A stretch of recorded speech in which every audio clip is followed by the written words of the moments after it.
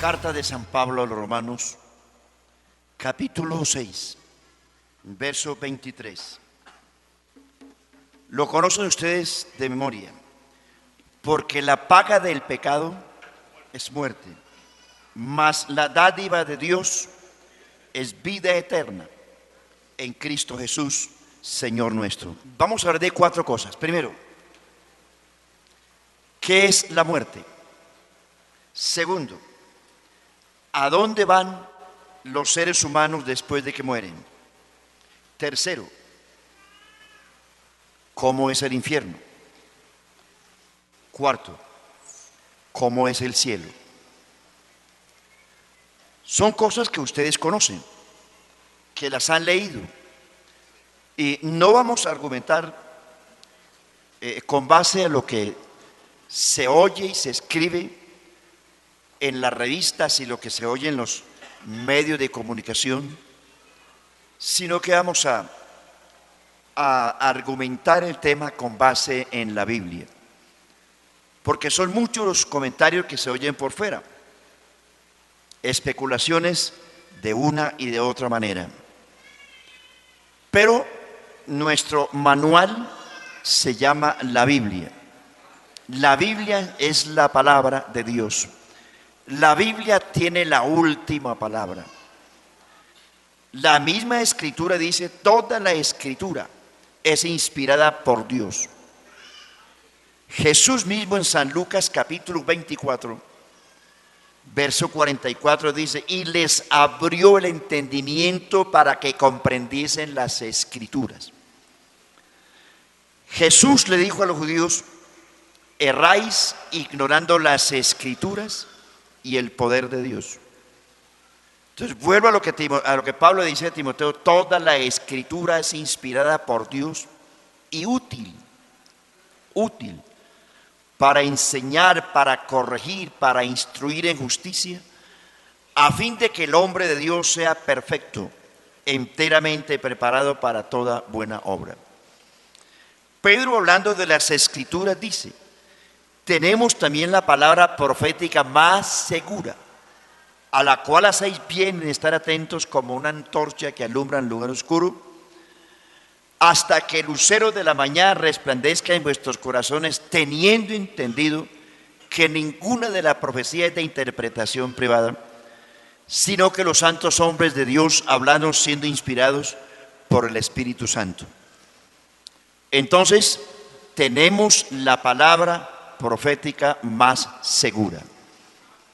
Y es con base en la Biblia que lo que siempre hablamos, tratando de borrar tanta especulación que existe en la calle con respecto a lo uno y a lo otro. ¿Qué es la muerte? Primero, el hombre no fue creado para morir. El hombre no fue hecho para morir. Una de las razones que nos amparan es que cuando Dios hizo los ángeles, los hizo inmortales. Los ángeles no mueren, son seres inmortales. Cuando Dios hizo al hombre, también lo hizo con el propósito de que viviera eternamente. Salomón dice, he aquí que Dios hizo al hombre recto, pero ellos buscaron muchas perversiones. Dios hizo al hombre inmortal, pero el pecado lo hizo mortal. Lamentablemente, una de las consecuencias de la desobediencia fue ella. Dios le advirtió y le mostró el camino, pero el asunto es que Dios hizo las criaturas con libre albedrío, y por eso son las criaturas las que deciden si obedecen o no. Por eso Dios tuvo que crear las dos cosas, el cielo y el infierno. Teniendo en cuenta que el infierno no fue hecho para el hombre porque el hombre no estaba programado para el infierno. En Mateo capítulo 25 dice, hablando del juicio, dice, id malditos al fuego eterno preparado para el diablo y sus ángeles. Da a entender entonces que el infierno no fue preparado para los hombres, sino para el diablo y sus demonios. Pero el hombre, a causa de su desobediencia, él mismo labró su propio destino. Alguien decía, en la construcción de la vida, cada individuo labra su propio destino. Y a uno le abre camino en la vida el trabajo que haga. Entonces el hombre fue el que se labró su destino. Cuando el hombre tomó la decisión de no prestarle atención a Dios, sino de prestarle atención al enemigo. El diablo trató a Dios de mentiroso. Cuando se acerca donde la primera pareja y le dice, con que Dios os ha dicho.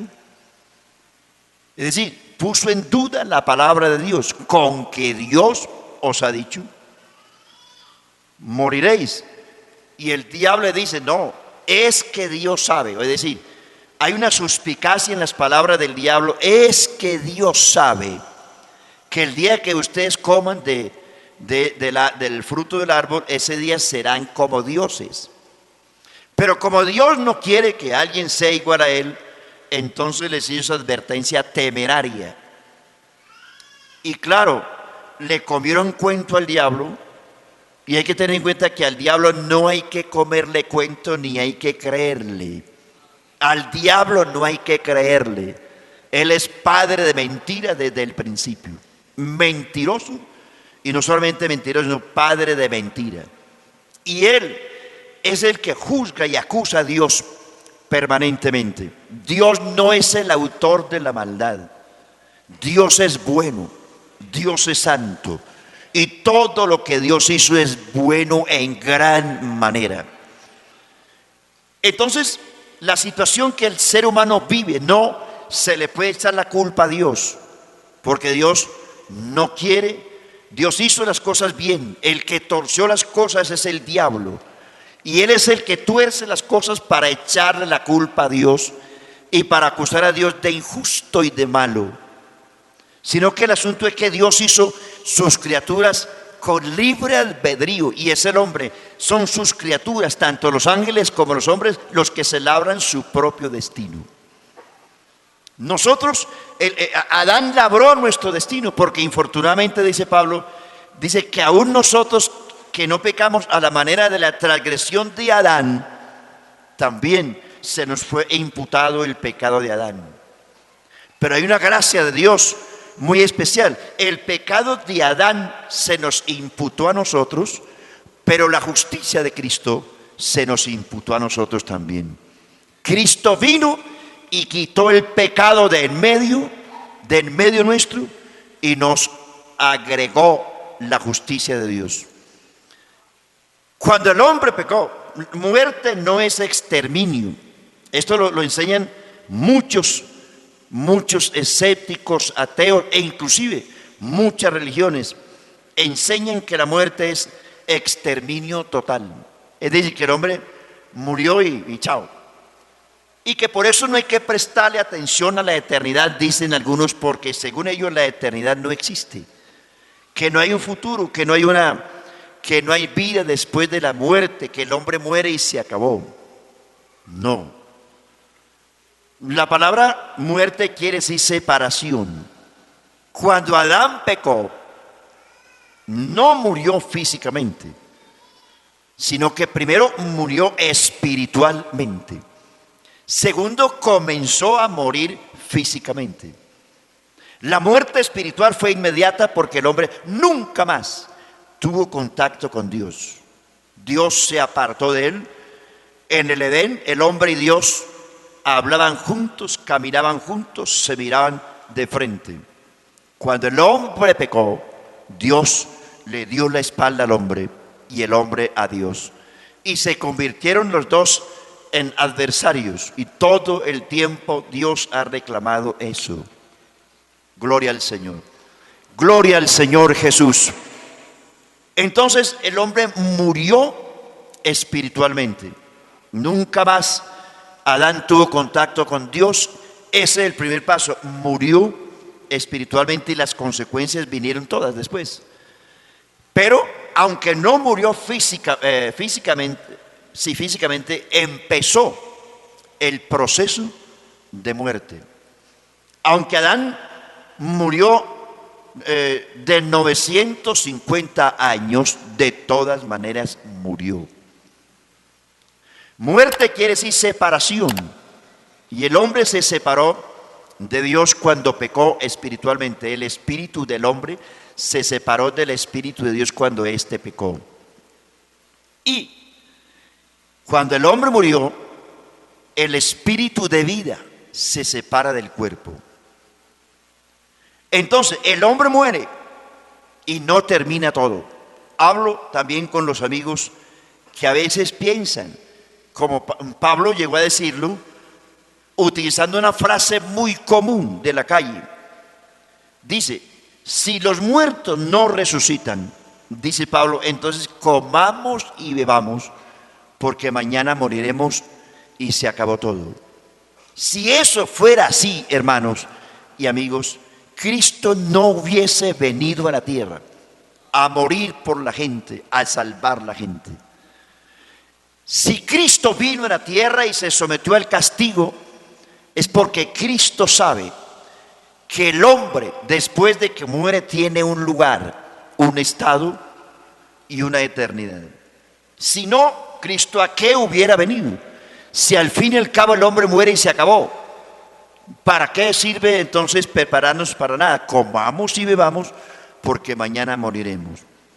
Usted encuentra en el Antiguo Testamento repetidas frases como estas: y murió fulano de tal y fue unido a sus padres, y murió este y fue reunido a su pueblo. Es decir, hay una vida después de la muerte. Hay una vida después de la muerte. Tenemos que morir, y gracias a Adán, a nuestro hermano mayor, gracias a él, él nos condenó a vivir como seres mortales. El pecado hizo mortal al hombre, el pecado de Adán. Pero la justicia de Cristo nos hará inmortales. La muerte, ¿qué es? Separación, así sencillo. Si es muerte espiritual, es separación de Dios. Eso lo experimentamos nosotros cuando éramos mundanos. Y eso lo experimenta el creyente que se aparta.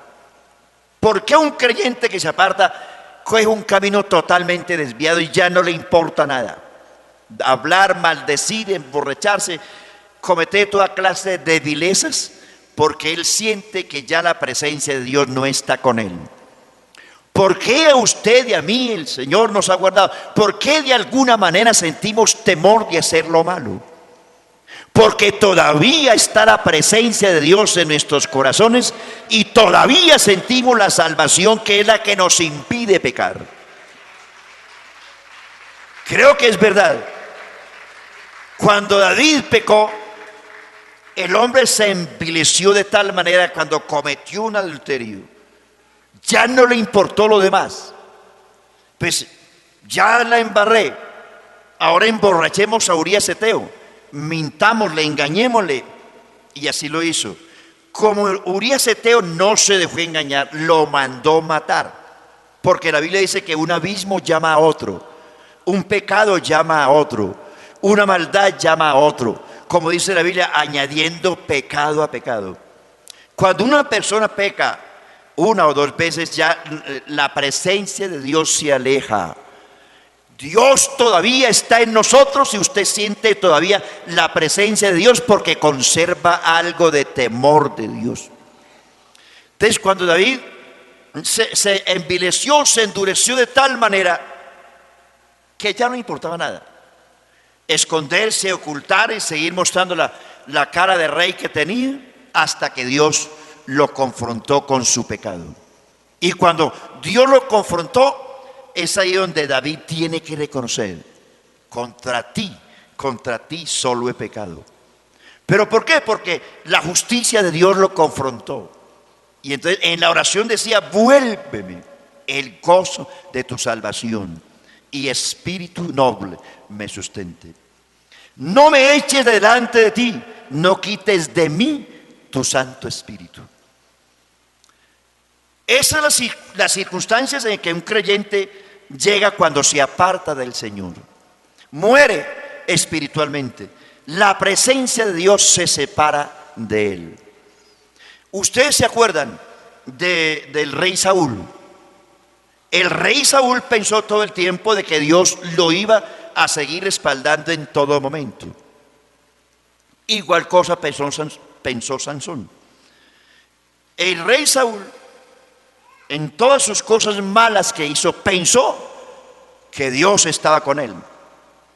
Y recuerdan el capítulo 28 del primer libro de Samuel, cuando él acudió a una pitonisa para que le hiciera volver el espíritu de Samuel que había muerto. Engañosamente eso ocurrió, porque el diablo es el autor de todo engaño. Y claro, hay cosas que Dios ha permitido para reprender al impío.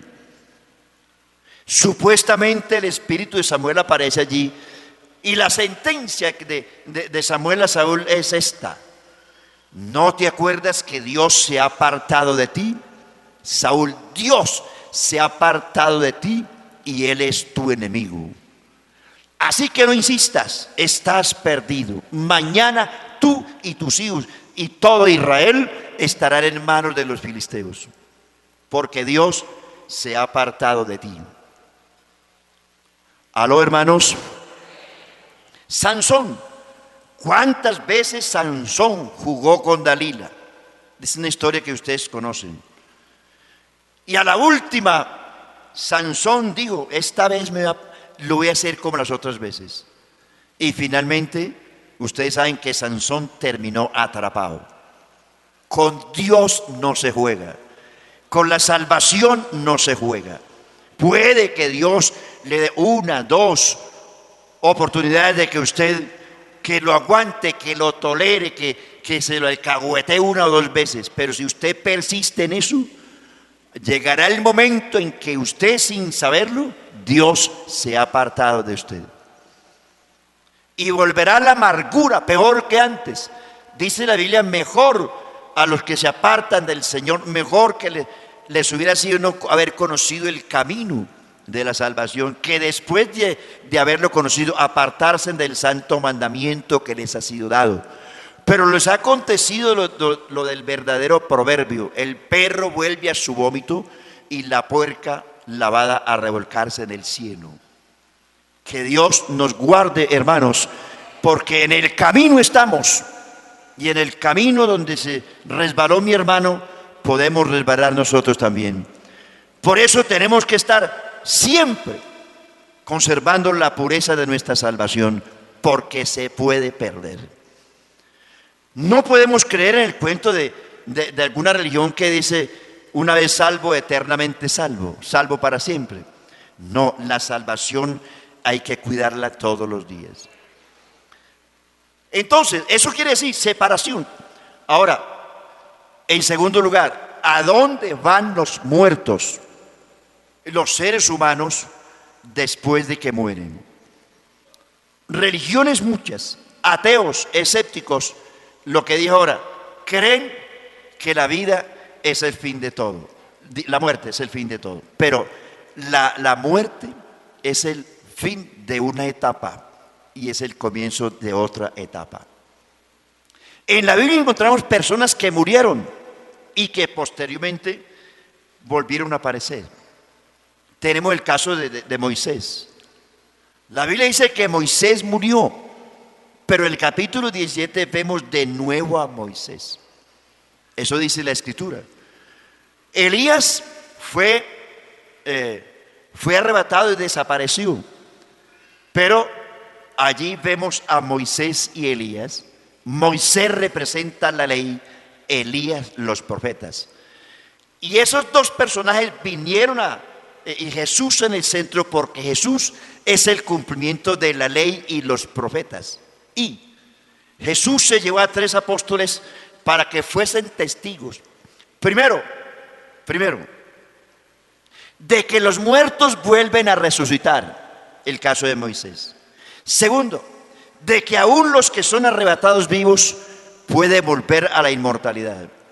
Y tercero, que Cristo es el cumplimiento de la ley y los profetas, y que es el comienzo de una nueva etapa llamada el Nuevo Testamento. Existe la resurrección y existe también la transformación. Ahí tenemos los dos ejemplos. Moisés representa de que los muertos pueden volver a resucitar, y Elías nos indica que aunque fue arrebatado vivo y fue llevado, que se puede regresar a la tierra en el poder de la inmortalidad. ¿Qué es lo que ocurre? Cuando una persona muere, cualquiera que sea creyente o no, a cada uno de nosotros nos espera una eternidad en uno de esos dos lugares. Quien más habló del infierno, hermanos, fue el Señor. Usted en el Antiguo Testamento pocas veces lee la palabra infierno o algo que tenga que ver con la eternidad. En las cartas también se menciona, pero muy poco. Quien más utilizó la palabra infierno fue el Señor. Lo que quiere decir, hermanos y amigos, que es una autoridad. Lo que Cristo dice es la última palabra. Dice la gente, infierno, ¿cuál infierno? Dicen muchos. No es posible que un Dios llamado amor sea capaz de meter a las criaturas a un lago de fuego eternamente por haber pecado temporalmente. Eso sí que lo discutan con Él. Nosotros aquí no estamos para discutir con Dios. No hay que pelear con Dios. Simplemente Dios dice una cosa y eso es así. Llámelo injusto o no, es Dios el que habla. Créalo o no, es el soberano de los reyes de la tierra el que habla, es Dios. Creámoslo o no, es el creador que le habla a las criaturas. Las criaturas no tenemos derecho a pelear con el creador. Simplemente, y Dios no discute con las criaturas. En el libro de Génesis, Dios no se pone a discutir con nadie para hacerle creer, hombre, es que yo soy Dios, yo existo. No, simplemente Dios dice, créalo o no lo que Dios dice. Dice, en el principio creó Dios los cielos y la tierra. Él no se pone a pelear, a ver, le voy a mostrar que yo existo. No, las escrituras tienen la última palabra. Dios es real, Dios existe, los cielos cuentan la gloria de Dios, la obra de sus manos testifican la existencia de un Dios maravilloso, la creación son las huellas indelebles de un Dios invisible. Créalo o no, existe, acéptelo o no, Dios es real. Créalo o no, está aquí. Recíbalo como el Salvador o no, es el Salvador de los hombres. Gloria al Señor. Iglesia, nosotros estamos pendientes de dos cosas que son inminentes: la muerte y el arrebatamiento de la iglesia. ¿Cuál cree usted que está más cercana? ¿Qué se le ocurre a usted? No me dice nada. ¿Cuál de las dos cosas cree usted que está más cercana? La muerte. Porque la muerte nos puede venir a usted y a mí en cualquier momento. Estando inclusive aquí sentados, nos puede dar la chiripiorca en cualquier momento y se fue. Sale a la calle, Dios no lo permita, estoy hablando hipotéticamente, una moto, un accidente, llegando a la casa, cualquier cosa nos puede dar en cualquier momento. La vida y la muerte caminan juntas y en cualquier momento la vida se separa y entonces toma el poder la muerte, porque tanto la vida como la muerte son dos espíritus que rondan. Nosotros estamos vivos porque Dios así lo permitió de que estemos vivos. Pero la muerte es una realidad, es inminente, nadie puede negar eso. En todo pueblo, en toda vereda, en todo corregimiento, por grande o pequeño que sea, existe el monumento a la muerte. Y usted sabe cuál es. En todo lugar, grande o pequeño que sea, la ciudad, el caserío, el corregimiento, existe un monumento que llama cementerio. No se puede negar. Ahí está. Y eso nos está diciendo todos los días. Algún día vendrás acá. Alguien encontró en un epitafio de una tumba estas palabras: cuando pases por mi lado, acuérdate que yo también fui como tú, pero regresa, que tú mañana serás como yo. Cuando tú vayas subiendo, salude a los que van bajando, para que cuando tú comiences a bajar, también te saluden a ti. La muerte es el monumento, y aquí todos estamos contentos, felices, porque tenemos vida. Pero cualquiera de nosotros puede dejar de existir ahora, mañana. Ya le van a anunciar la muerte de un anciano, y es continuamente: murió fulano de tal, murió fulano. Usted va a las grandes ciudades y todos los días, a cualquier funeraria, usted la encuentra llena de personas haciendo un velorio. Vaya usted a Villanueva, a cualquier hora del día. Es un edificio como de 3 pisos y están llenas todas las salas. Eso nos está diciendo que la muerte es inminente, que eso no se puede, de eso no se escapa nadie. Entonces el problema no es, estamos seguros que tenemos que morir, pero ¿a dónde vamos nosotros? ¿A dónde va el creyente? ¿A dónde va el inconverso? La vida que tenemos aquí, hermanos, yo los noto a ustedes como tan apagados. Tienen miedo, hermano, esto no es una funeraria. Gloria al Señor. Aquí no hay velones, hermanos, tranquilo. Yo sé que usted se está imaginando. Usted tiene la mente allá en la funeraria. Yo le ruego que esta mañana ponga su mente en otra parte, hermano. Seguro que usted todavía no se va a morir. Tranquilo. Que se va a morir, sí. Pero todavía no, espere. Espere, no se adelante. Gloria a Dios. Aquí tenemos la vida de Jesucristo, hermanos.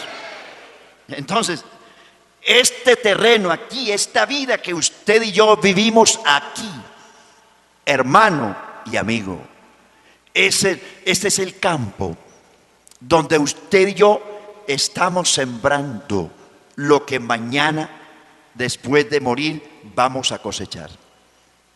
Eso también es real, 100%. Lo que el hombre sembrare, eso también segará. Y lo segará mañana. Lo que el hombre sembrare. He dicho yo algunas veces, si usted siembra aguacates, no puede esperar recoger naranjas. Si siembra café, no puede esperar recoger maíz. Amigo, si usted siembra borrachera, ¿qué cree que va a recoger mañana? ¿La fábrica de licores de Antioquia? Si usted siembra marihuana hoy, ¿qué cree que va a recoger mañana? Si usted es un maldiciente, un mal hablado, un borracho, un adúltero, un fornicario, un drogadito, un irresponsable, lo que sea, ¿usted cree que qué va a recoger mañana? Póngale cuidado a eso, hermano y amigo, póngale cuidado. Lo que usted siembra hoy es lo que recoge mañana. Por eso Jesús dice: sean santos porque yo soy santo. Sean santos porque yo soy santo. Usted no puede esperar, y hablo con los amigos, vivir una vida de borrachera, de perdición, de adulterio, de maltrato intrafamiliar. ¿Cuántos padres irresponsables maltratan a sus hijos, los golpean, los hieren, hacen de toda clase de vejámenes, los abandonan, los botan a la calle, los ponen a aguantar hambre? En fin, cualquiera que sea. ¿Usted cree que se va a ir al cielo por un Padre Nuestro? Miles de Ave Marías y de rosarios y de Padre Nuestros ha rezado usted, y seguramente cuando usted se muera, miles de Ave Marías van a rezar por usted, pero se equivocan. Nada, ni la oración de la iglesia, hermano. A ver, hermano, oren por mi madre que se murió ayer. Tenemos que decirle, confesar, nosotros no podemos orar por los muertos, porque nosotros no tenemos potestad de nada después de la muerte. La vida la selló usted cuando se murió, cualquiera que haya sido. Y la Biblia habla de esos dos destinos. Y aunque la cita mucho la parábola, no, es una enseñanza de Lucas 16, es una cosa clarísima de lo que el Señor enseñó. No fue un profeta ni un apóstol, fue Jesús el que enseñó esos dos destinos. Usted lo sabe perfectamente, porque la vida que usted vive aquí, depende de lo que vive aquí, será su vida en la eternidad. En esos dos seres encontramos dos vidas distintas, dos muertes distintas y dos eternidades distintas. El uno vivió una vida en piedad y rectitud. De ese la Biblia menciona su nombre, porque para Dios la gente que le cree es tan valiosa que hasta de su nombre se acuerda. Del otro, que también murió lleno de dinero, de placeres, murió también y fue sepultado. De ese ni siquiera el nombre menciona la Biblia, porque la Biblia dice que el nombre de los impíos será inscrito en el polvo de la tierra, para que el viento se lo lleve. De ellos en la tierra no habrá más memoria. Entonces, existen dos eternidades, en el infierno o en el cielo. Es un asunto serio, en realidad serio. Y cuando el rico le suplicó a Abraham,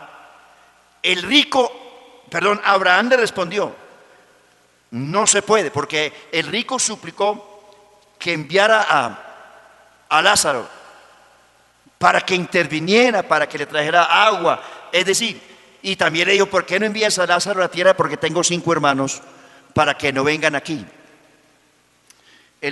Abraham le respondió: no, Señor, hay una gran cima entre nosotros y vosotros.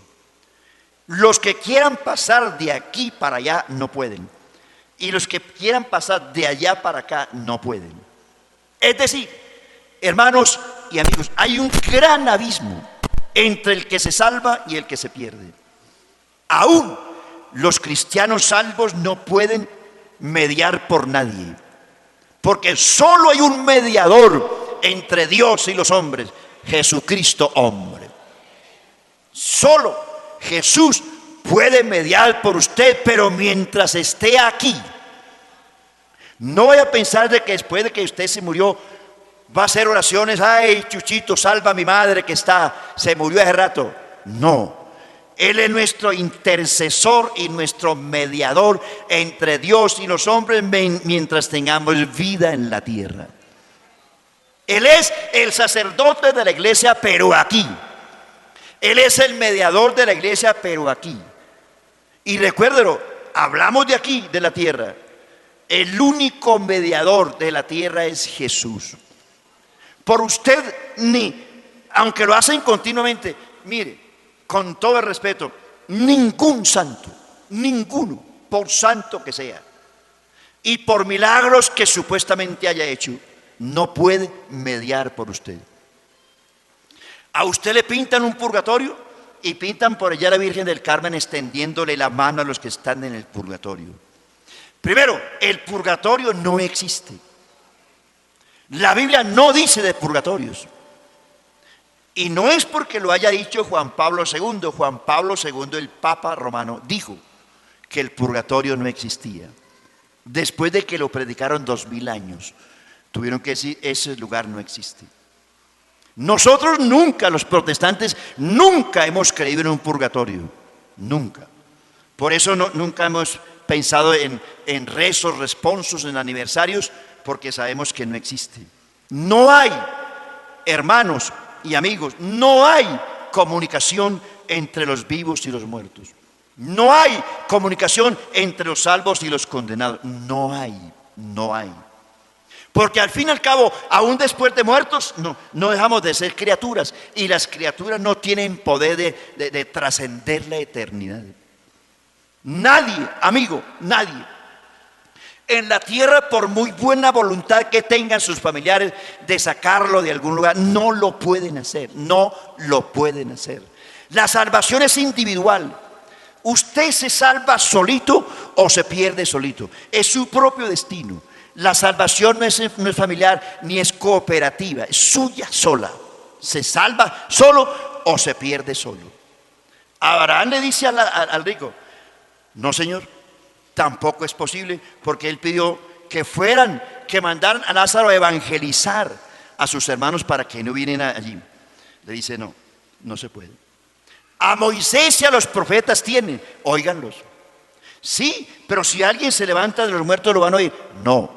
Si no oyen a Moisés y a los profetas, tampoco van a oír, aunque alguien se levantara de los muertos. Es decir, no hay esperanza. Gloria a Dios, hermano. No, usted sí tiene esperanza, tranquilo, hermano. No se preocupe. ¿Qué pasa? Los muertos en Cristo resucitarán. ¿Usted cree que está en Cristo, hermano? Y aunque le estoy recordando, porque yo quiero orar esta mañana por los amigos. Yo quiero pedirle a los amigos que presten atención, porque esto es serio, esto no estamos aquí charlando o contando historias. Esto es lo que la Biblia dice. Y yo quiero esta mañana de todo corazón orar por los amigos, que Dios les revele. Amigo, que Dios te ayude para que no vayas jamás al infierno. Existe el infierno. Jesús fue el que más habló del infierno, porque existe. Y todo está determinado, porque si Dios es santo, demanda santidad de la gente también. Si Dios es justo, demanda justicia de la gente. Dios es un Dios insobornable. Si en la tierra se castiga al que comete el delito, algunas veces, porque los jueces de la tierra son sobornables, el Dios de nosotros no es sobornable. Y Dios no necesita testigos para juzgar y condenar a nadie. Su propia conciencia, amigo, su conciencia. Dios no va a llamar falsos testigos, ni le va a pagar a nadie, porque no necesita testigos, ni falsos ni verdaderos. Su propia conciencia, la suya, es la que lo va a condenar o lo va a salvar. Su conciencia. Porque aunque su cuerpo muera, su conciencia no va a morir. Lo que llamamos la conciencia en la Biblia, alma, corazón, pensamiento, razonamiento humano, es una misma cosa. Gloria al Señor. Los muertos en Cristo resucitarán primero. Luego nosotros, los que vivimos, los que hayamos quedado, seremos arrebatados juntamente con ellos, con los muertos en Cristo, para recibir al Señor en el aire. En el Antiguo Testamento Jesús mencionó al rico y Lázaro, y mencionó el seno de Abraham como el lugar de los muertos. En el Nuevo Testamento, Jesús, con su muerte en la cruz, abrió el paraíso. El paraíso fue abierto con la muerte, sepultura y resurrección de Cristo. Un hombre le dijo a Jesús: acuérdate de mí cuando estés en tu reino. Él hablaba de un reino terrenal, pero Jesús le dice: hoy estarás conmigo, no en el reino, sino en el paraíso. Segunda de Corintios 12 habla de un hombre que fue arrebatado al tercer cielo. En Apocalipsis 2 habla también de los que tendrán derecho al paraíso. El paraíso es un lugar y es un estado. Yo lo digo porque la Biblia lo dice. Conozco a un hombre, dice Pablo en Corintios 12, conozco a un hombre. Si fuera el cuerpo, no lo sé. Si en el cuerpo, tampoco lo sé. Ese hombre, dice Corintios, fue arrebatado al tercer cielo, donde vio y oyó cosas inefables que no le es permitido al hombre expresar. Dice Pablo: de ese hombre me gloriaré, pero de mí mismo no me gloriaré. Y agrega: y para que la grandeza de las revelaciones no me desmidiesen de manera exagerada, no me hiciesen daño, me fue enviado en mi carne. Ese hombre fue Pablo. Pablo fue llevado en el Espíritu y fue llevado al tercer cielo para ver y oír lo que hay en la eternidad. Dice: y para que las revelaciones no me desmidiesen, me fue enviada un aguijón en mi carne.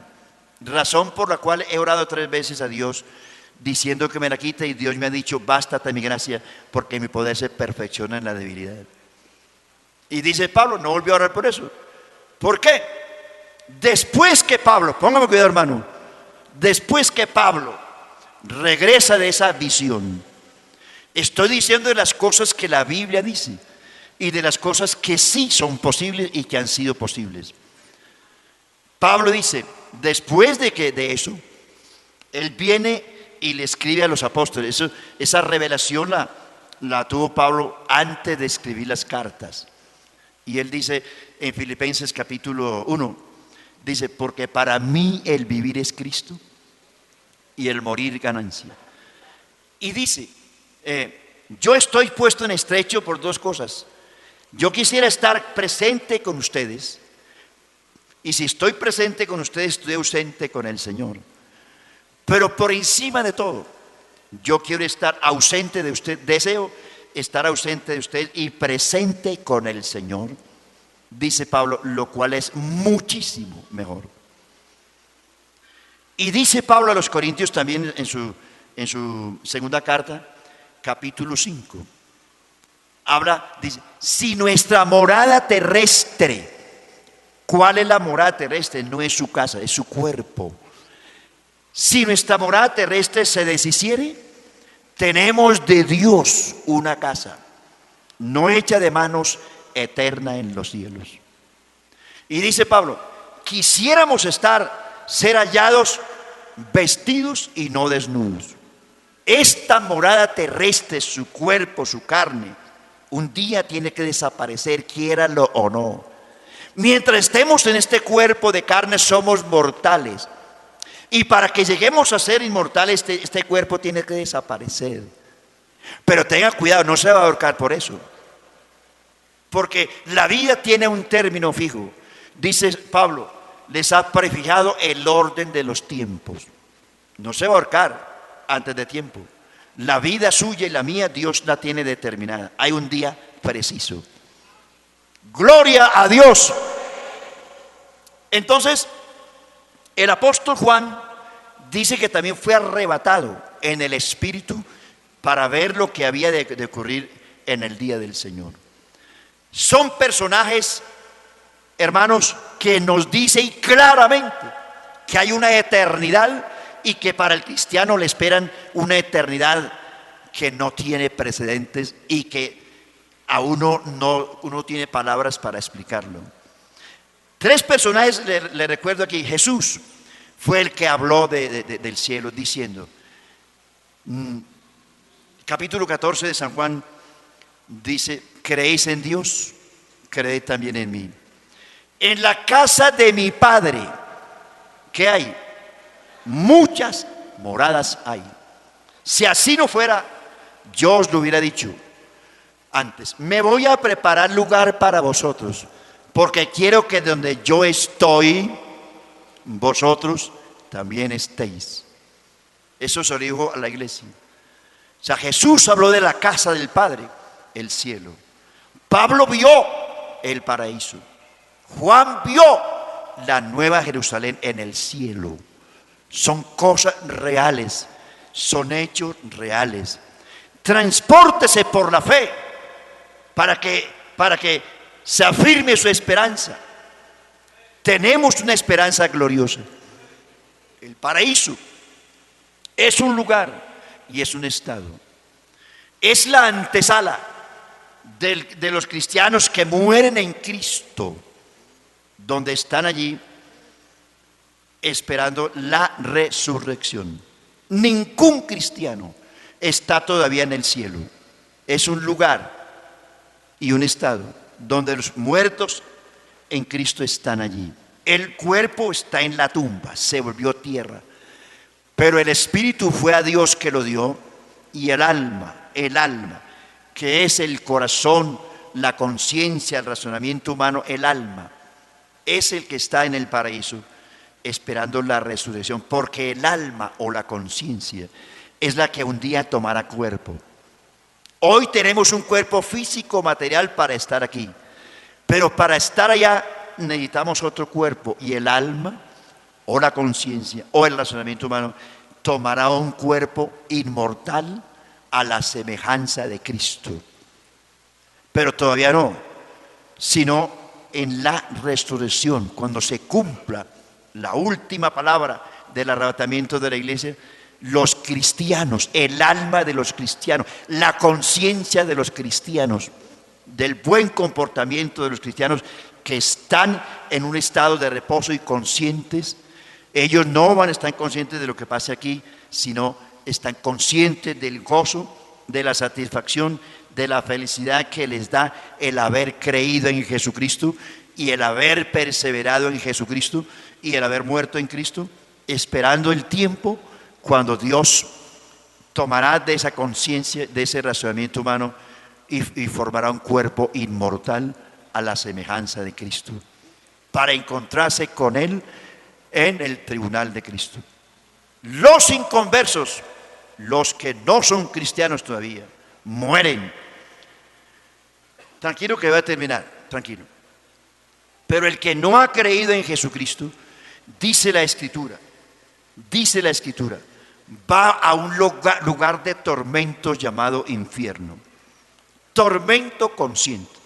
¿Se acuerdan que el rico era consciente de sus dolores, de sus padecimientos? Consciente, tenía memoria. Se acordó de sus hermanos y Abraham le dice: acuérdate, hijo, que tuviste bienes en la tierra. El impío, el hombre sin Cristo muere, pero muere su cuerpo, su conciencia no muere. Entra a un estado de tormento consciente, no propiamente al lago de fuego, no. Es un lugar de tormento consciente donde él sabe ya lo que le espera al futuro. Sí, Señor, sabe. Eso dice la enseñanza. Entonces, esa persona que no creyó en Jesucristo, cuando muera va a un lugar de tormento consciente, esperando la resurrección. Pero esa resurrección del inconverso no sucede en la primera resurrección, porque la primera resurrección es para los que han muerto en Cristo. Después de la primera resurrección de los cristianos, pasarán 1000 años. Es decir, ese inconverso pasará otros 1000 años en la tumba y su espíritu, su alma, en un estado consciente, porque él también espera la resurrección. Porque la resurrección es la que le da al inconverso un cuerpo de vergüenza. San Juan 5:29 dice: viene el día en que oirán la voz del Hijo del Hombre. Los que la oyeren vivirán, resucitarán. Unos para vida eterna y otros para vergüenza y confusión perpetua. Los cristianos tendrán un cuerpo a la semejanza de Cristo, pero los inconversos que mueren sin Cristo tendrán un cuerpo de vergüenza para comparecer ante el trono blanco.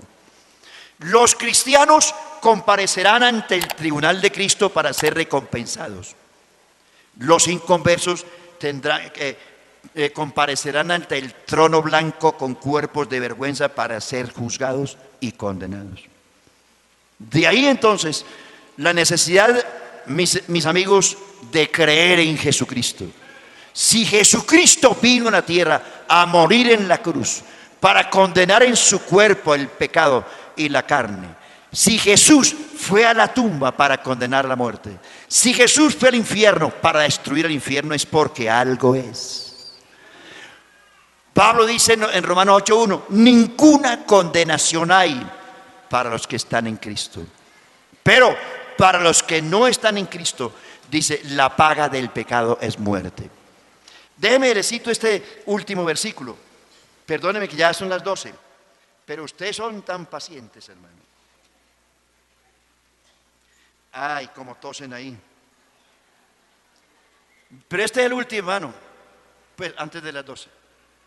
Segunda de Tesalonicenses, capítulo 1, léalo ahora y verá que no se duerme. Verso 6. Porque es justo delante de Dios, justo, oiga eso, es justo, mire, la condenación es justa. Porque es justo delante de Dios pagar con tribulación a los que os atribulan. Y a vosotros que sois atribulados, daros reposo con nosotros. ¿Cuándo? Cuando se manifieste el Señor Jesús desde el cielo con los ángeles de su poder. Y escuche esto: en llama de fuego, para dar retribución y pago a los que no conocieron a Dios, ni obedecen al Evangelio de nuestro Señor Jesucristo, los cuales sufrirán pena de eterna perdición, excluidos de la presencia del Señor y de la gloria de su poder, cuando vengan aquel día para ser glorificado en sus santos y ser admirado en todos los que creyeron, por cuanto nuestro testimonio ha sido creído entre vosotros.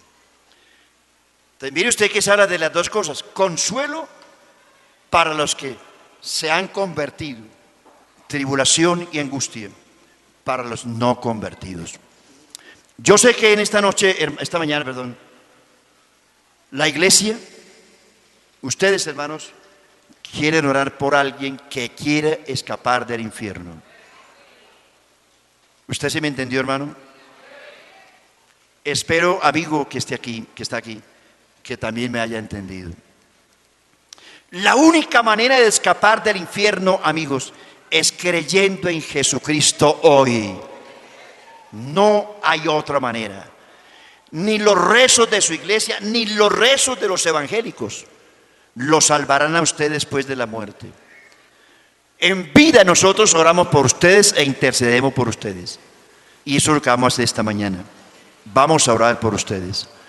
Le ruego el favor a la iglesia, estar de pies, y ruego a los amigos, de corazón les ruego. Pablo dice: como si Dios rogase por medio nuestro, os rogamos en el nombre de Jesucristo, reconciliados con Dios. ¿Alguno de ustedes quiere venir aquí a este altar? Yo sé que la iglesia quiere interceder por ustedes. ¿Algún amigo o hermano que ande por ahí un poquito loquito en la vida cristiana quiere venir aquí? Dediquemos unos minuticos a la gente, hermanos. Y piense, hermanos evangelistas, que predicar el evangelio es una necesidad. Predicar el evangelio es luchar para que la gente no vaya al infierno. Es pelear contra el infierno, es luchar para que la gente no se pierda. Su familia, sus hijos, su esposa, su esposo, el vecino, su jefe, sus empleados. Predicar el evangelio es luchar para que esta gente no se condene. Sí hay cielo, pero también hay un infierno. Sí hay salvación, pero también hay una condenación. Los que están en Cristo, para ellos no hay condenación. Pero aspiramos, amigos, esta mañana, ustedes se salven del infierno. Nadie en el infierno los va a salvar. Y le hace la historia, la enseñanza del rico y Lázaro, que esa le alumbra el camino, le enseña el camino, para que vea que Dios no está charlando, Dios no está jugando. Quiere levantar sus manitos y dirigirlas hacia acá a la plataforma. ¿Quiere venir alguien más? ¿Hay un amigo a su lado, hermano, que quiera usted acompañarlo? ¿Lo quiere acompañar? Dígale: venga, tómelo del brazo. Tómelo de los brazos, venga, tráigalo. Es como si la Biblia dice: a unos salvad, a otros arrebatad del infierno. Traer ese amigo aquí es arrebatarlo del infierno, es verlo en las llamas del infierno y decir: venga, que yo lo puedo salvar. Tráigalo en el nombre de Jesús. Amigo, líbrate del infierno. La vida aquí es pasajera, su borrachera aquí es pasajera, pero el infierno es eterno. La condenación es eterna. No hay salida, no hay final. Eso lo dijo Dios y yo no tengo la culpa. Es lo que la Biblia nos enseña. Tráigase a ese amigo. Si su casa se está quemando, o cualquier casa del vecino, y usted sabe que dentro de la casa hay alguien que está quemando, usted lucharía por salvarlo. Usted lucharía por sacarlo del fuego. Pues aquí hay mucha gente que se está quemando y que si no se arrepiente se van a perder. ¿Alguien más quiere venir? ¿Hay algún hermano que tenga compasión? La Biblia dice y sintió compasión por las almas que andaban como ovejas que no tienen pastor. Vamos a hacer una oración en serio, de corazón, moviendo nuestro pensamiento honestamente, cerrando nuestros ojos por la fe y saber que estamos arrebatando a la gente del infierno. Padre celestial, Dios de toda consolación, Dios de toda gloria, de toda esperanza, esperanza de todos los términos de la tierra. Tú eres la única esperanza entre Dios y los hombres. Sin ti nadie se salva. Sin ti nadie se salva. Enséñanos. Ayuda a estos amigos. Ayúdanos. En el nombre de Jesús, ayúdanos.